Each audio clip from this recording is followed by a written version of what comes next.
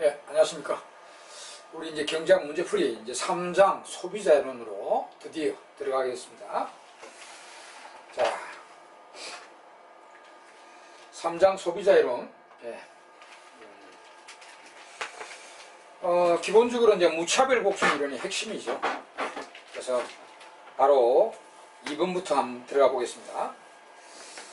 이번에 이제 돌쇠의 무차별 곡선이 아래와 같이 아래의 그림표와 같이 같은 형태를 취할 때 다음 설명 중에서 옳지 않은 것은 바로 이제 결론부터 나왔는데요.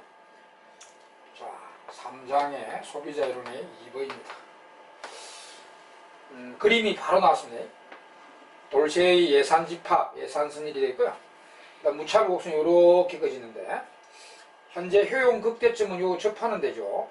그런데 여기는 표시 안 되고 여기 이제 A점 이렇게 표시되어 있습니다. 여기서 옳지 않은 것은 했죠. 1번 A점에서는 한계 대체율이 두 지하의 상대 가격보다 적은 상태다. 맞죠? 우리가 효용 극대를 비례합시다. 이 점은 이 효용, 이런 일반적 무차별 곡선의 경우에 접하는 점이 효용 극대점인데 이 점은 이제 한계 대체율과 한계 대체율은 무차별 곡선의 접선의 기울기 xj 하나와 동일 효용을 느끼는 yj량 그건 이제 muy분의 mux가 되죠. 그게 이제 한계 대체율이고, 그 다음 이제 예산선의 기울기는 두 지하의 가격비죠. by분의 bx. 이것이 이제 이꼴이 되는 상태가 효용 극대점이죠. 혹은 이렇게 이제 이거 분자 분모 자리 바꿔버리면 이거 자리 바꿔버리면 이렇게 표현해야 되죠. px분의 mux는 py분의 muy 이렇게 해가지고 합해 1인당 한계용이 동일해지도록 소비하면 됩니다. 그죠? 같은 내용이죠. 그게 이제 B점인데 요 A점은요 요거 MRS가 더 적잖아. 지금 예산선의 기울기보다 한계 대체율이 요런 기울기거든. 그래서 이거 보면 적은 상태입니다. 이렇게 적은 상태고, 만약에 여기라면 요 C점이라면은 한계 대체율이 더 크죠. 예산선의 기울기보다. 그리고 이제 좌측이 큰 상태가 됩니다. 자, 그럼 이제 A점은 지금 문제상의 A점이니까 요 노란 상태. 한계 대체율이 PY, PX보다 적은 상태죠. 그래서 1번 맞습니다. 그죠? 그 다음에 이번에 A점에서는 돌쇠가 주관적으로 평가하는 X의 가치. 그게 한계 대체율입니다. 돌쇠가 주관적으로 평가하는 X의 가치. X의 하나와 동일 효용을 느끼는 Yj량. 이게 주관적으로 느끼는 X의 가치입니다.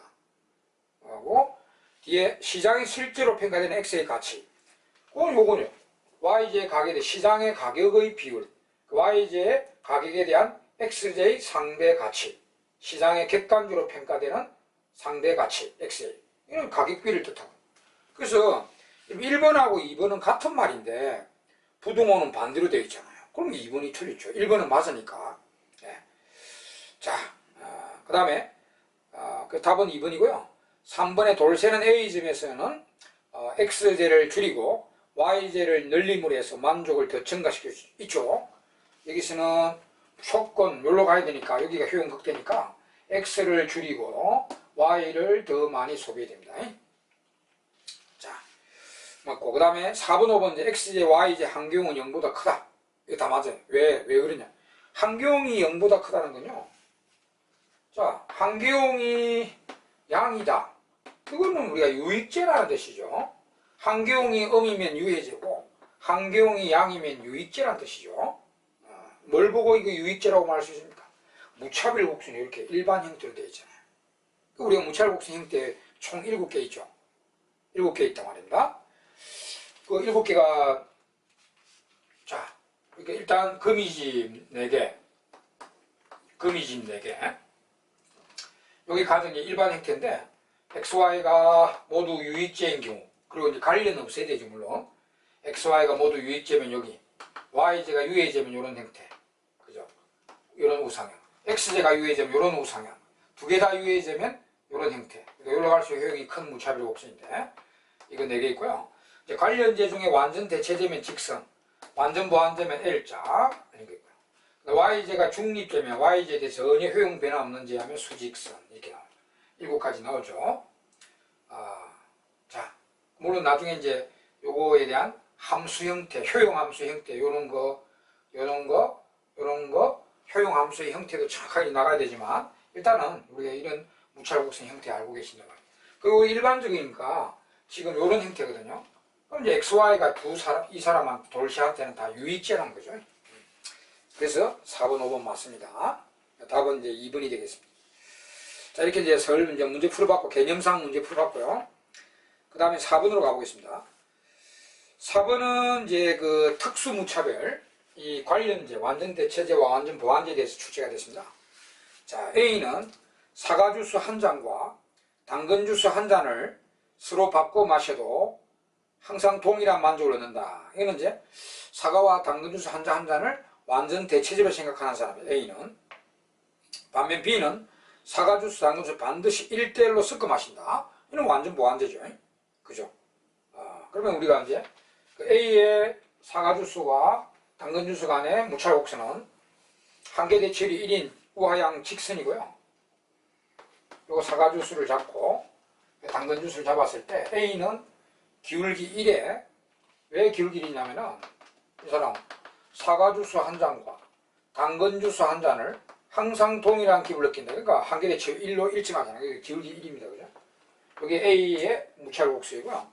B는 이제 항상 1대1로 섞어 마신다.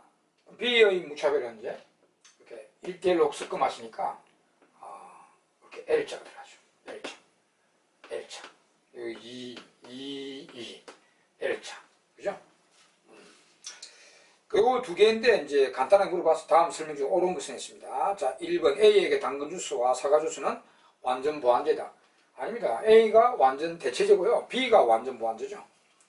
그 다음에 2번 A에게 당근주스, 사과주스의 한계 대체율은 1이다. 마이너스 1을 해도 어차피 마이너스인데 마이너스 떼고 말하기도 하고 마이너스 붙이도 말하기도 맞는 말입니다. 한계 대체율은 1이고요. 맞고. 답은 2번이네. 그죠?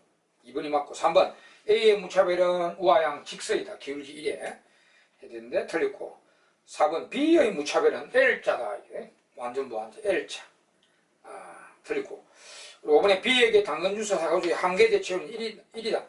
그 A가 1이고요. B는 요 부분하고 한계 대체율이 다릅니다. 한계 대체율은 그냥 기울기니까 요 부분은 한계 대체율이 B의 한계 대체율이 뭐 무한대고요. 기울기가 무한대잖아요. 요 수평의 부분은 한계 대체율이 제로가 되겠죠. 그 구간별로 다릅니다. 그죠? 자, 이렇게 또 우리가 두 특수한 무차별 관련제인 경우에 무차별 곡선을 또 봤습니다. 그 다음에 이제 6번 가겠습니다. 6번은 이제 대촉과 소독과 나오네요.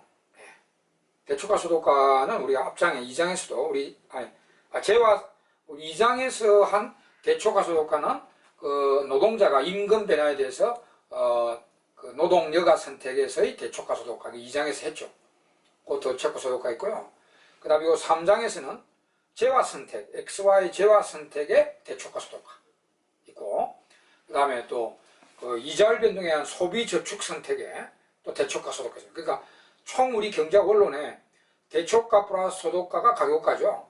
요거 세 가지가 나오는데 그 2장에서 했던 노동 여가 선택의 경우, 그 다음에 이거 3장에서 XY 재화 선택 시, 그 다음에 또 소비 저축 선택 모델 있죠. 우리 PC의 기간 간 그 자원 배분 모형 있죠. 그 나중에 나오는데 그의 소비 저축 선택 모형에 대촉과 소독가 있습니다. 그 세 개가 약간씩 다르니까 따로따로 해가지고 잘 정리해 두셔야 됩니다. 그럼 지금 6번이 이제 재화 선택의 대촉과 소독가 나오고 뭐 PCC, ICC 이런 거 막 무너지고 있는데 한 문제 한번 볼까요? 66번. 자, 답은 열등제인 X와 정상제인 Y. 이제 문제 자체에서 X는 열등제고 Y는 정상제다 이렇게 해놨어요. 자, 6번에 X제는 열등제고 Y제는 정상제이다 이렇게 언급해놨습니다. 소득과 Y제의 가격이 일정할 때 X제의 가격이 하락하자. 충격은 이제 X제 가격이 하락하는 충격이 들어왔어요. 딱 보니까 이제 우리 대초가, 소득가 일어나겠죠. 네, 가격 효과니까. 이제 X제 소비량이 감소했다. X제 가격이 하락했는데 X제 소비량이 감소했다? 이 수요 법칙의 예외네요. 그죠? X제 가격 내려가면 보통 우리 수요량이 늘어나야 되잖아요. 수요 법칙에 의하면. 근데 X의 가격 내려가면 소비량이 줄었으니까. 이거 수요 법칙의 예외는 기편제네요. 우리 이제 기편제는 열등제 안에 포함되죠? 그래서 X제는 열등제이면서 기편제입니다. 우리 알잖아요. 열등제 안에 이제 기편제가 포함이 되어 있죠. 이렇게. 열등제 안에서 기편제 포함이. 그래서 X는 열등제이면서 기편제라고 정의를 해주고 있습니다. 출제자가. 이 경우 옳은 설명을 모두 골라라. 그랬어요. 자, 이런 게 이제 내공이 쌓이면, 이런 문제를 자주 풀다 보면은 빨리 풀 수가 있습니다. 그러니까 처음에는 뭐 내공이 안 쌓이면 이제 하나하나 이렇게 이제 시간을 들여서 공부를 해보는 거죠. 이게 옳은 것을 모두 골라라. 했습니다. 기억, X는 기편제다. 맞죠? 이 자체가 기편제라는 것입니다. X제는 기편제다. 그 다음에 니은 가격 소비 곡선 이제 이야기 언급되고 있네요. 가격 소비 곡선은 우상향한다. 틀리죠? 우리 이론에서 공부했잖아요. X제가 기편제인 경우에 X제 가격 하락할 때는 X제의 PCC는 자상향하죠. 자상향. 그거는 그림상으로 외워놓으면 되잖아요. X제가 기편제일 때 X제 가격 하락할 때 PCC는 자상향한다. 그죠? 우리 ICC가 자상향하면은 X는 그냥 열등제라고만 파악이 되고요. PCC가 자상향하면 X는 기편제인 열등제죠. 그래서 니은 틀리는데 가격 소비 곡선은 좌상향하는데 그래서 우상향한다. 틀리고요. 그 다음에 디귿 X제에 대한 대초가의 절대값이 소득가의 절대값보다 작다. 이거 외워놓으면 되잖아. 이거는 결과만 탁탁 물어봤단 말이야. 우리가 이 열등제 중에서 기편제하고 기편제 아닌 열등제의 차이점이 열등제는 대초가 방향과 소득가 방향 반대 방향으로 움직이죠. 반대 방향으로 움직이는데 정상제야 이 정상제야 대초가 방향과 소득가 방향 같은 방향이고요. 이 열등제들은 이제 반대 방향인데 그 중에 이제 기편제 열등제는 대초가 행동보다 소득가 행동이 더 큰 열등제가 기편제 열등제고요. 요 기편제 아닌 열등제는 대초가 행동이 오히려 소득 행동보다 큰 열등제가 그냥 열등제. 기편제 아닌 열등제 이렇게 구분되죠. 이게 다 외워놓고 있죠, 여러분.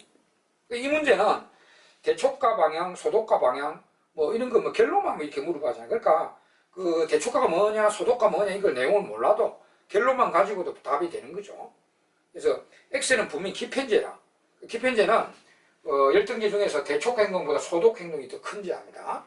그래서 그 디귿은 X에 대한 대초가의 절대값이 소득가의 절대값보다 작다. 그럼 소득가가 더 크다. 이거 맞네, 그죠? 디귿 맞고.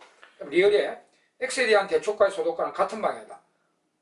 우리가 제와 선택시는 대초가 방향과 소득가 방향이 정상제가 같은 방향이고요. 열등제가 반대 방향입니다. 그것도 알고 계시죠?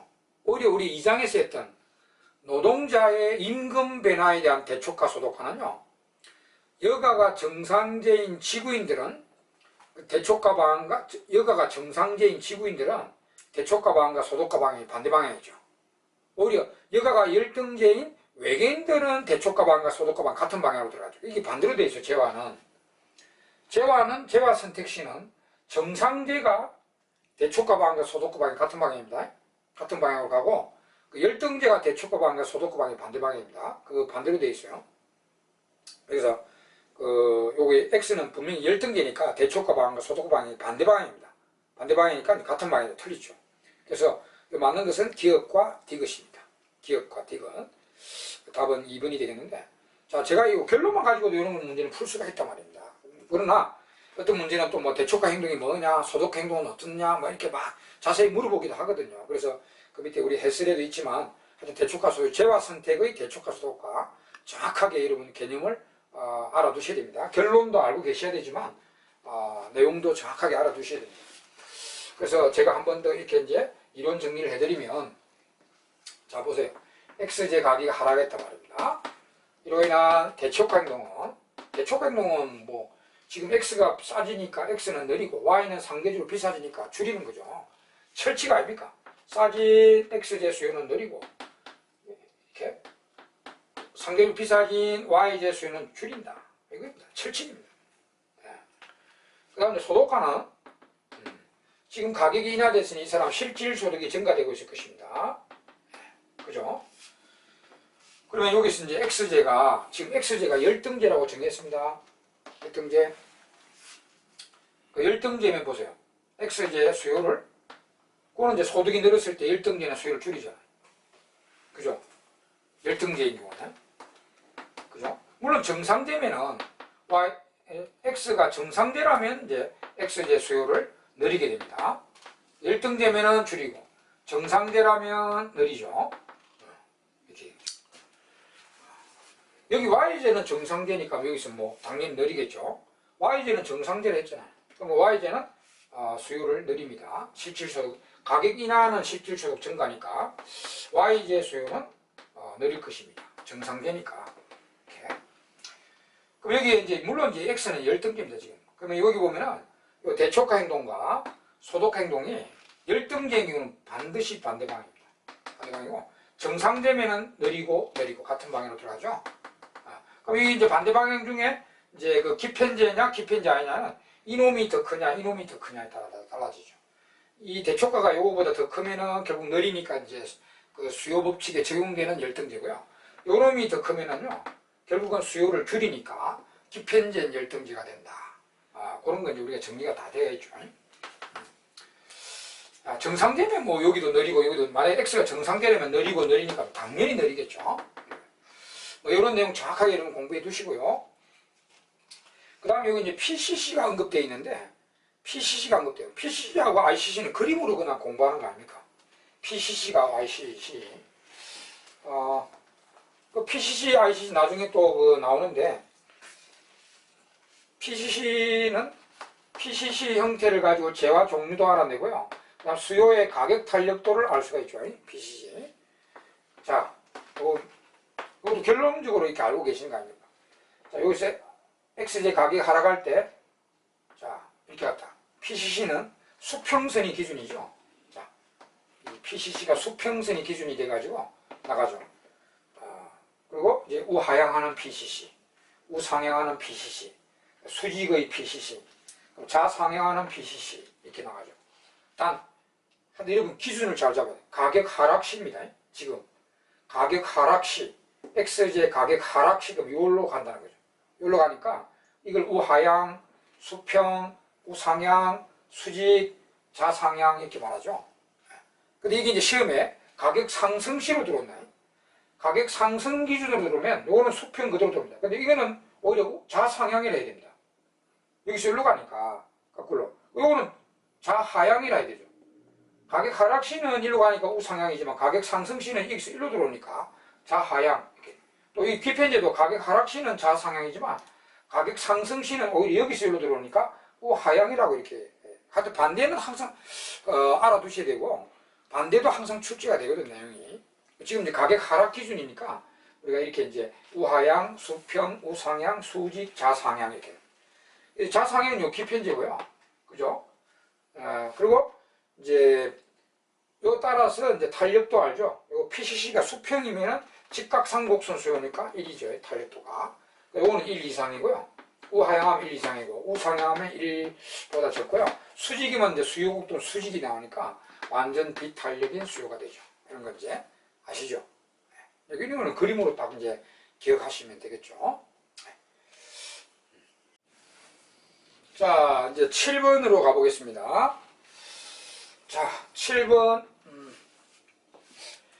무차별 곡선에 관한 설명 중 맞지 않는 것은 이제 무차별 곡선에 물어보았죠. 1번, 무차별 곡선은 우하향 직선이 될 수 없다. 직선 될 수 있죠. 완전 대체제면 직선이잖아요. 2번, 두 지하가 모두 유익제일 때 무차별 곡선은 우하향하죠. 한 지하가 유해제면 우상향하는데 두 개 다 유익제면 우하향합니다. 그 다음에 이제 답은 1번이고요. 그 다음에 2번 맞고 3번 무차별 곡선의 접선에 대한 기울기는 한계 대체율인데 두제 한계 효용의 비율도 되죠. 맞고. 그 다음에 4번 무차곡수는 무수히 많이 존재한다. 맞죠? 5번 한 사람의 우체국수는 같은 평면에 교차할 수 없다. 맞죠? 그 교차할 수 없다는 게 이 강공준 가정 때문이죠. 요 강공준이 선호의 강공준이 가정되어 있잖아요. 이행성이라 하기도 해. 이행성. 네? A보다 B가 좋고 B보다 C가 좋으면 이 사람 A보다 C를 좋아한다. 이게 이제 강공준 가정인데요. 이행성 가정이 요게 그 무차별 곡선 이론에 딱 여기 서로 무차별 곡선이 교차하지 않는다. 여기에 유일하게 쓰입니다. 요 가정이. 이 가정이잖아요. 선호의 가정인데 이것이 무차별 곡선이 서로 교차하지 않는다. 그게 유일하게 사용되죠. 자, 그 맞고 답은 1번입니다. 그죠? 무차별 곡선 한번 이제 그 다음 이제 9번으로 가겠습니다. 9번은 또 예산선 이동에 대해서 물어봤어요. 두 지하만이 존재하는 경제에서 두 지하의 가격과 소비자 갑의 소득은 양이다. 만약 두 지하의 가격이 각각 3배 상승하고 갑의 소득은 2배 증가했다면 다음 설명 중 옳은 것은 예산선은 어떻게 되냐. 우리 기본적으로 예산선은 X제의 가격만 하락하면 이렇게, X제의 가격만 상승하면 이렇게, 뭐 Y제도 마찬가지인데, 그러니까 소득만 증감되면 이제 평행으로 왔다 갔다. 이걸 이제 기본적으로 공부하셨죠. 그리고 이제 충격은 복합적으로 충격을 주네요. X제 가격, Y제 가격이 각각 3배 상승했다. 자, X제 가격도 Y제 가격도 3배 올라갔어요. 3배. 또 3배. 근데 소득은 또 올라갔는데 2배 올라갔어요.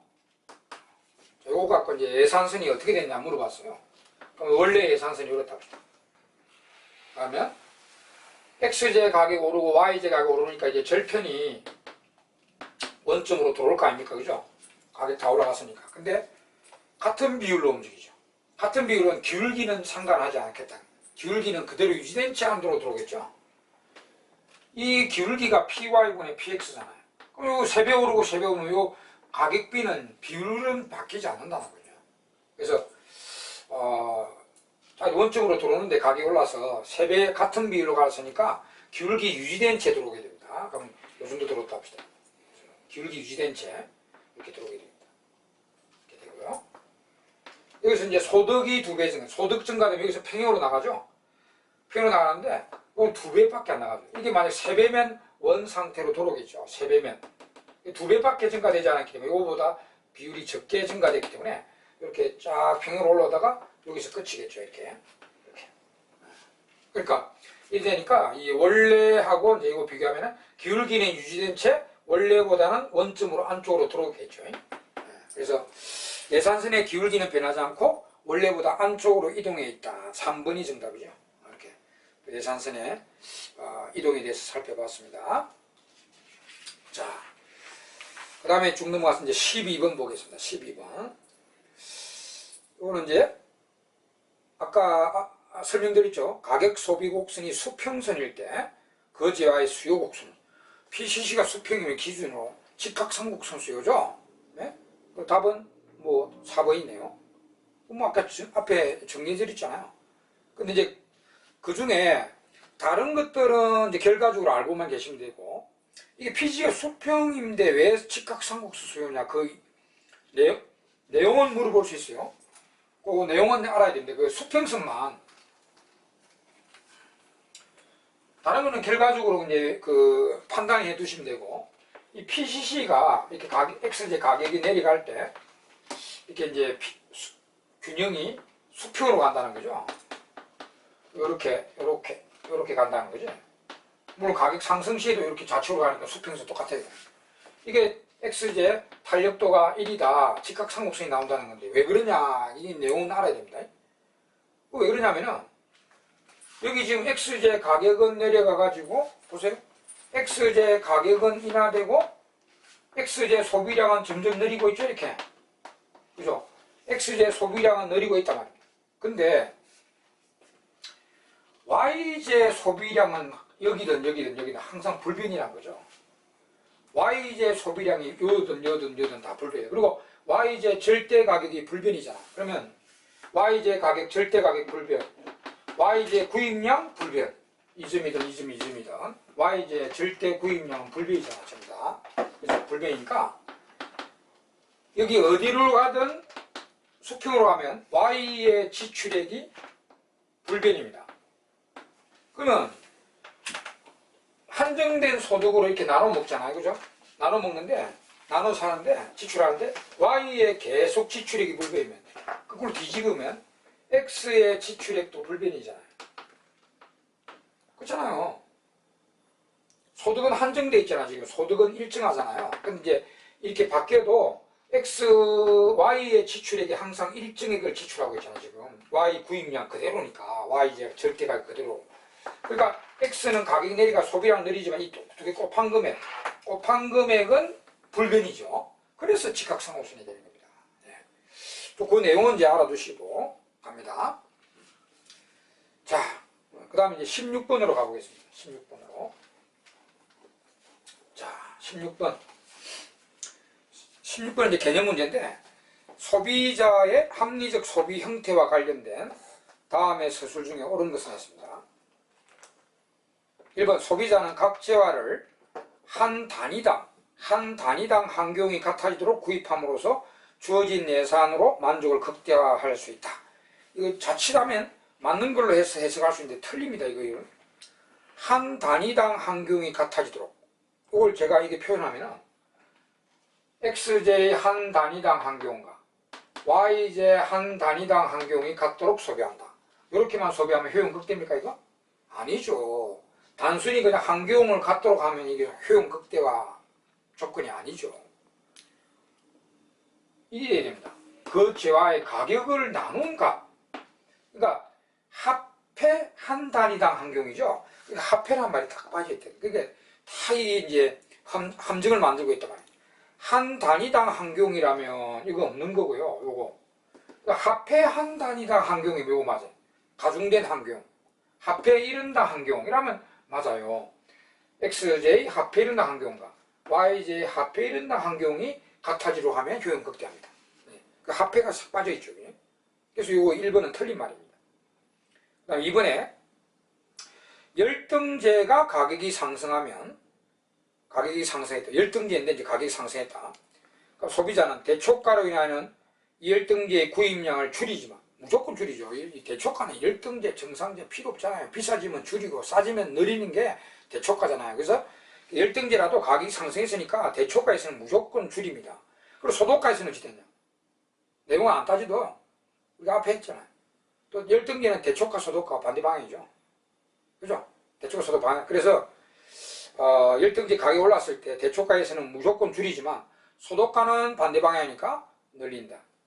그러면 되죠. 맞죠? 그러니까 2번이 옳네요. 그죠? 2번이 맞습니다.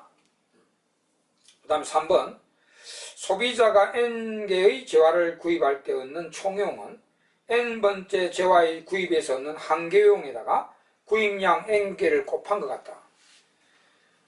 이 한 개용에다가 구입량 N개 곱한 게 이게 총용입니까? 그거 아니죠. 우리가 총과 한개라는 게 잘 아시잖아요.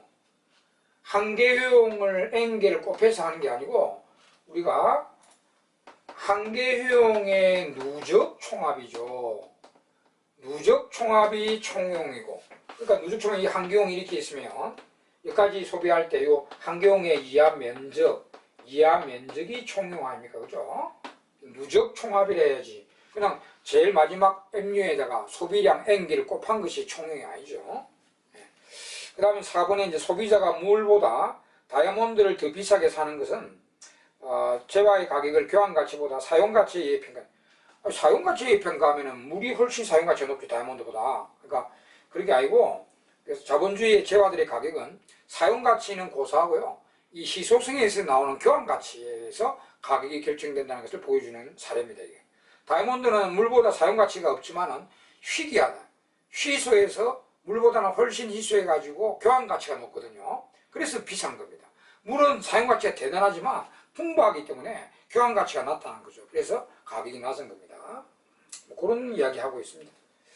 자, 하여튼 이 맞는 말은 2번만 옳습니다.